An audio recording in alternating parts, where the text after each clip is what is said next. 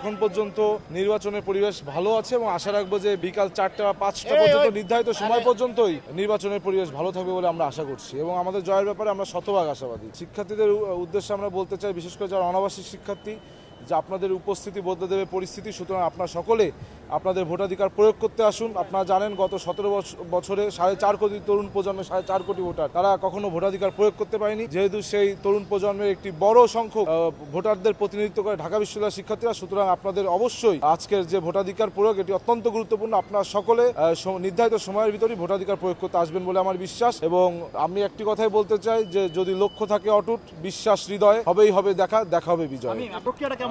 না, আসলে কেউ তো বাধ্য করেনি যে বের হয়ে যাও, একটু সময় লেগেছে কিন্তু ভোট দিয়েছি। কতক্ষণ লেগেছে আপনার? এটা আসলে 10 থেকে 12 মিনিট লেগেছে। 41টি ভোট দেওয়ার জন্য কি সবাই স্বাচ্ছন্দ্য বোধ করবে? এখানে কি পরিস্থিতি কেমন দিচ্ছে? না, আসলে আমাদের প্রার্থীর সংখ্যা অনেক, বিশেষ করে সদস্য পদে প্রায় 210 জন বা সামথিং এর বেশি, যার কারণে আমার মনে হয় এটা একটু কষ্টসাধ্য ব্যাপার। আমার নিজেরও কষ্ট হয়েছে। কেন্দ্র নিয়ে আপনি শঙ্কা প্রকাশ করেছিলেন যে কেন্দ্র যথেষ্ট না, সেটা কি আপনার মনে হয়েছে আজকে? আজকে ভোটের দিন, আজকে আর এসব বলে তো লাভ নেই, এগুলো পূর্বে বলেছি কিন্তু ব্যবস্থা নেওয়া হয়নি।